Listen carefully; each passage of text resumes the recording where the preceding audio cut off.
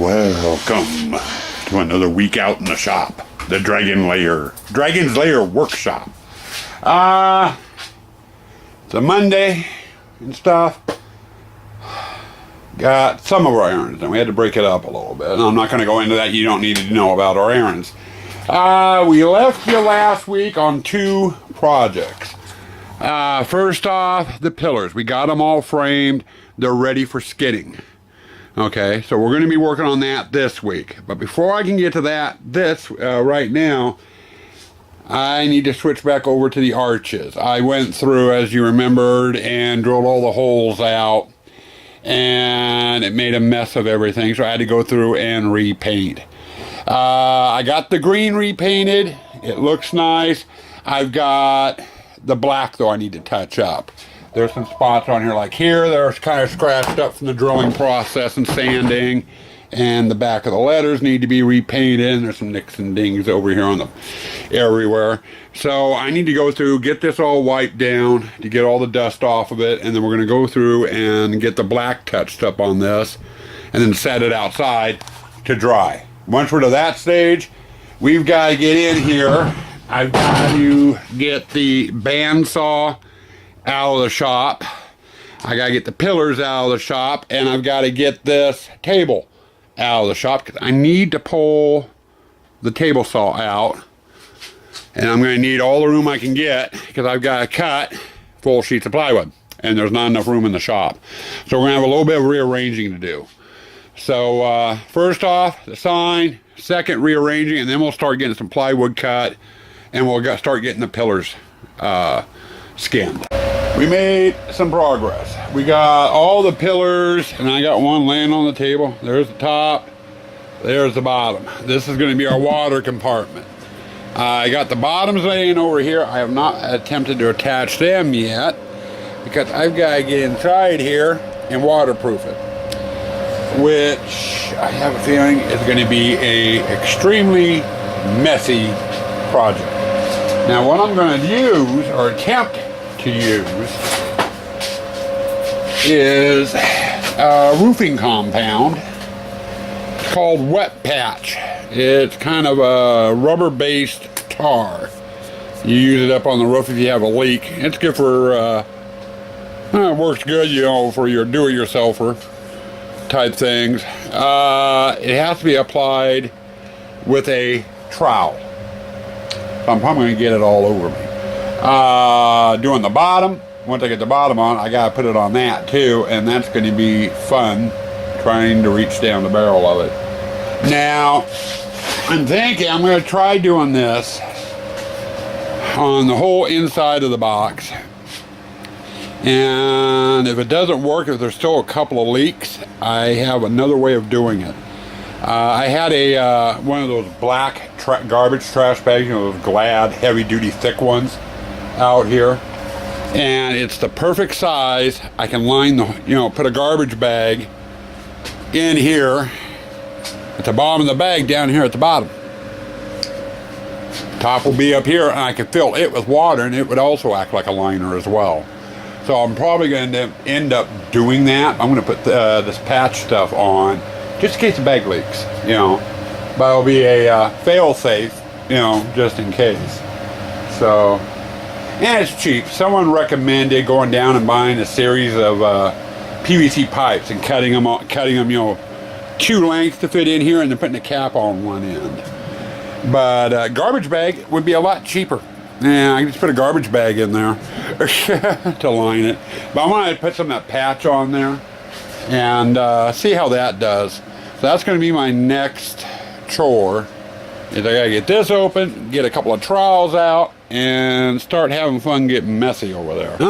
Okay, we've made a little bit of progress. I got just over half of the cavity in there covered.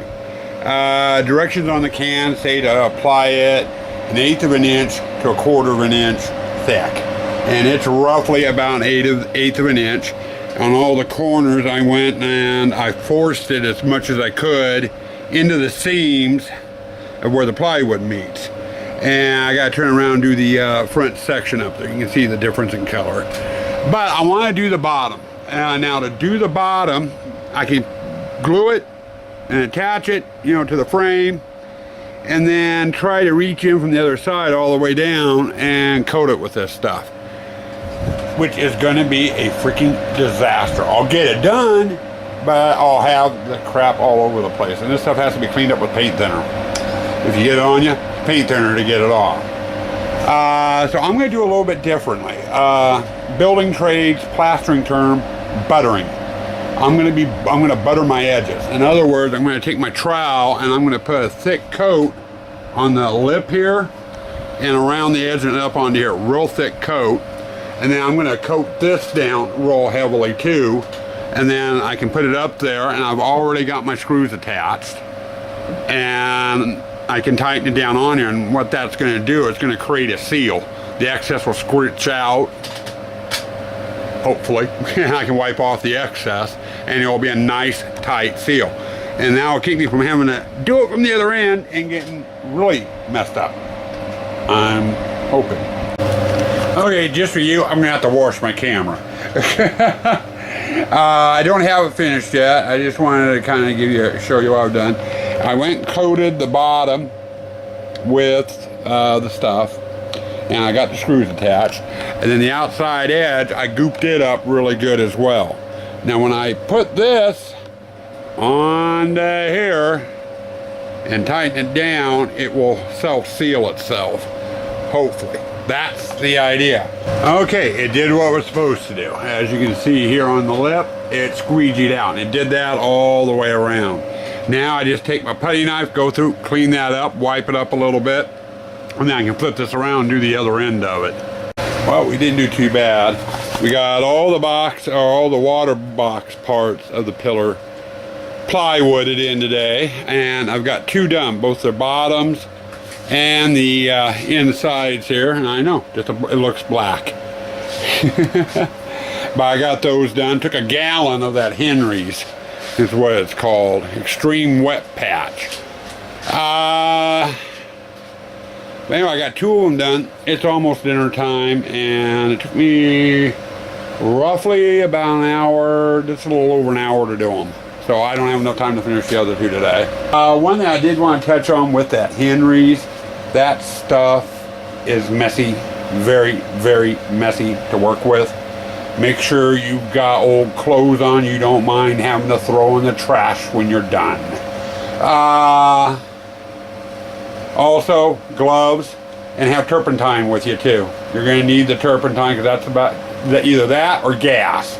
And I never recommend using gas as a cleaning tool. That's about the only thing I found so far. Naphtha might work as well. But turpentine, you'll need to get this stuff off of you and off your tools. It's the only way to get the stuff off. So make sure you remember that. If you're going to try using this Henry stuff for any type of waterproofing, I would recommend it. All you got to do is just trowel it on. And then you let it sit for a day or two and it will harden up. So it's just a pain in the ass to work with. It's messy. Not pain, it's easy to work with, it's just messy. So be prepared if you want to try to use this stuff.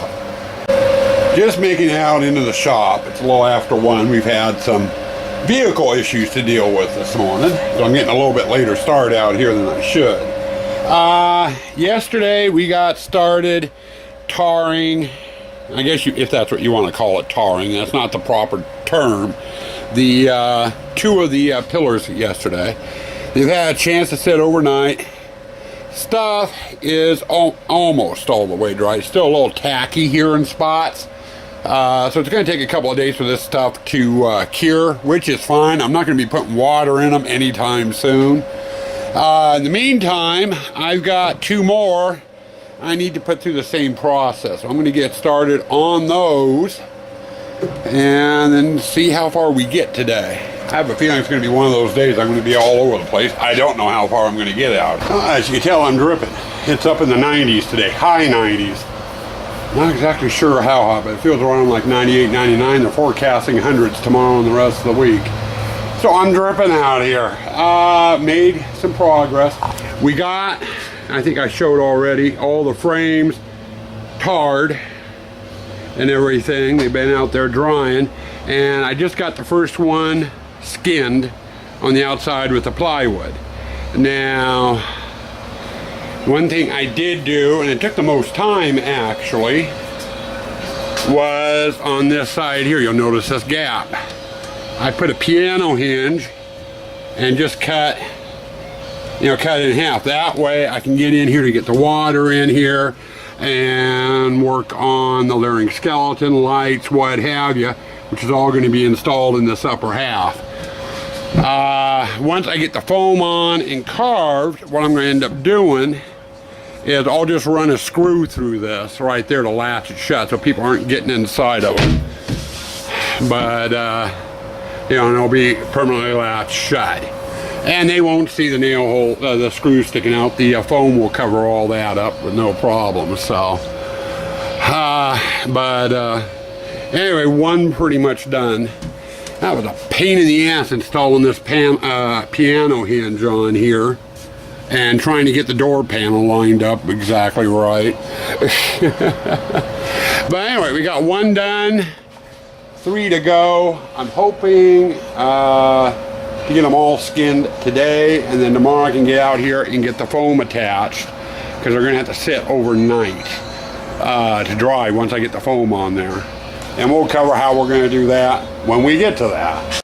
Hello, welcome to a new day, a new segment, and a new do. And I think the short crop, yes, I had a haircut this morning. We're going to start making this official. Opening day of setup. Every year, I'm going to get myself a butch. And you'll get video footage of that. I know, exciting. Yesterday, we got started skinning the pillars. I got 3 out here. 4th one's in on the table in there and done. Even got my doors on them so I can get inside. And you'll notice I have the doors hinged a bit different. I got 2 done with the hinge on the left side and 2 done with the hinges on the right side. And it's just, so like this one here, the back of this would be against the wall or something. I want to be able to get in there and work on them. So I decided I'd hinge them a little differently. Today's project taking place in here, as usual, the Dragon's Lair workshop, is foaming. No carving today, but we gotta start skinning these with the foam. Now, how I'm gonna attach the foam is semi-easy. Once I get it cut down to size, we're gonna take some product placement here, Gorilla Glue, and we're gonna drizzle Gorilla Glue on the surface. Then I'll take my piece of foam, which is cut to size and ready to go, and we'll put it down. And then to hold it in, if you noticed, remember on my walls I do for the haunt, I use a screw with a plastic washer on it. We'll drive a series of those in to hold the foam into place. And I know the washer is going to create divots in the foam, but that's fine. The foam's getting carved, so the divots will never be seen.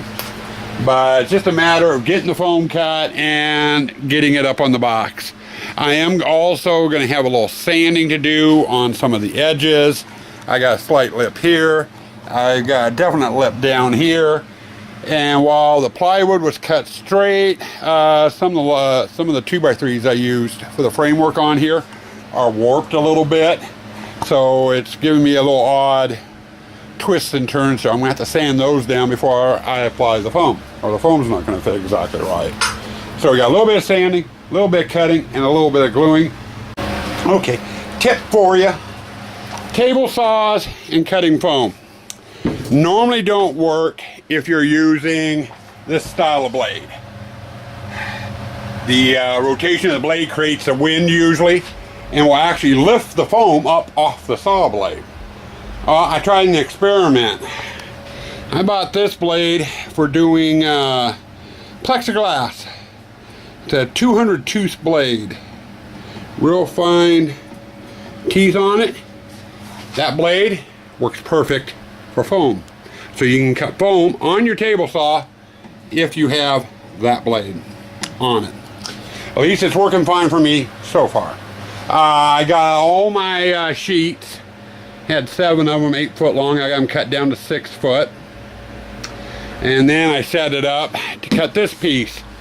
And it was all cut with the table saw. Only problem I had is I didn't have much room for maneuvering things around. Other than that, the saw worked perfect. So anyway, I went, and as you can see some Gorilla Glue sticking out in spots. But I went and slathered this with Gorilla Glue, put the foam on it, and as you can see, I got some of my wall panel washers out. And I'm using that to hold the foam down. Now, the washers indent on the foam a little bit.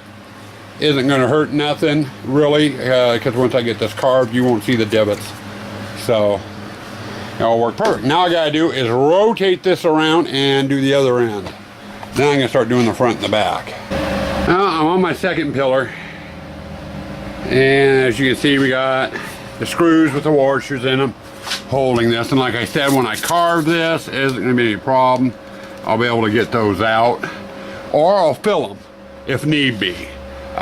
Filling them, just use clear silicone. But right now, I put Gorilla Glue on it, cut these to size via the table saw, and just put them on there and just screw them down, and we'll let these set overnight. And then tomorrow, I can get in here, pop all the screws out. I'm going to have to chisel away, let's see, was it this side? I think it was this side here. The hinge, no, it's the other side. Yeah, you can see there's kind of a wide gap going up. That's right where the hinge is. I got to chisel, do a little work there so the door will open. With the foam sticking so far over, it isn't going to open. So I got a little bit of work, a little bit of shaping here and there to do. And then we'll do a little filling too, like I said, with some clear silicone. But top to bottom, this part's done. Now I'll tell you, I will be happy to have get the skinning process all the way done, so I can clean up my shop. I ain't got no room in here to do shit. Man, this has been a crazy freaking week. We did make progress, quite a bit of progress actually. I got the last tower or pillar skinned. So all 4 are skinned and to this stage. I'm going to let them dry over the weekend while I'm out of town on work. And then next Monday when I come in, we'll start pulling them out. We'll get all the screws out and we'll start laying out the pattern on them. And then hopefully start getting them all carved. Carving progress, I don't know how long it's going to take. I know it's going to take a while. I've got 4 of them to do. I might be able to get them all carved in a day. I don't know. It depends on time and what pops up. If it's been crazy, if it's going to be crazy like it was this week, I probably won't make it very far. It's almost dinner time. I'm going to be out here in the shop after dinner working on a couple of things. I'm not going to touch the pillars at all. But if you remember at the end of last week's vlog, we closed it out working on the entrance sign. Well, I haven't done anything with the exit sign. It's still in the same shape it was after I drilled the holes.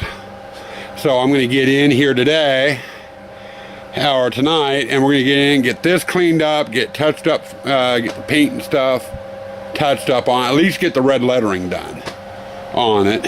And then Monday I can get in here and touch up the black where it needs to be touched up. And we can get those in the house, and it's just a matter of getting all the LEDs assembled. I have been working on the LEDs, basically the greens right now. About halfway done getting those assembled, so they're almost ready for installing. Reds I haven't even started yet. So I've been doing things as I get the time, and like I already said, with this week I haven't had much time. Another thing I need to do is lay out the medallions. Each pillar on its front is going to have a medallion carved into it. The exits, the 2 pillars for the exit medallions are just going to say Haunted Tents established 2004. And I'll carve that into the medallions that are going on the pillars. The Other one, on the other hand, the other ones, the other two, the ones that are going on up at the entrance, I'm going to put down, what was it? Oh, Jesus, I can't remember the name now. I remember the last name, I can't remember the first name. I got it written down in the house. Last name is Thrall. I can't remember the first name, but Thrall's Traveling Menagerie.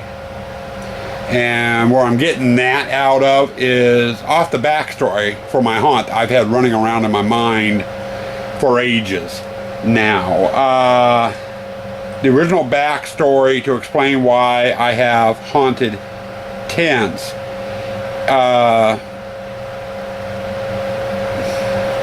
Takes place back in the 1850s. Traveling Menagerie was coming from the East Coast, coming out here, heading to Seattle. They were going to set up for a couple of months and perform for the miners and loggers back in the 1850s. October 31st, they happened to be passing through the Yakima Valley, which is where I'm located at, which at that time was all tribal land. They got hit with a huge rainstorm, decided to camp early. They pulled their wagons into a circle, pitched a couple of tents, and hunkered down for the night. The next morning, a band of wagoneers coming through the area happened to stumble across what was left of the menagerie. Wagons burned, tents ripped to shreds, body pieces all over the place, both human and animal. The menagerie had some animals in it. And come to find out, what had happened was in the middle of the storm, middle of the night, the menagerie had picked probably the worst spot to pitch a camp in, right in the middle of a tribal burial ground. The Indians found them at the height of the storm, and since the menagerie had violated the tribe's burial ground, the tribe massacred them. Now every year on Halloween, the ghosts of the menagerie, tents and all, reappear. Okay, and that's basically the backstory. So I figured on the entrance, I wanted to have the name of the menagerie. I have never named the menagerie.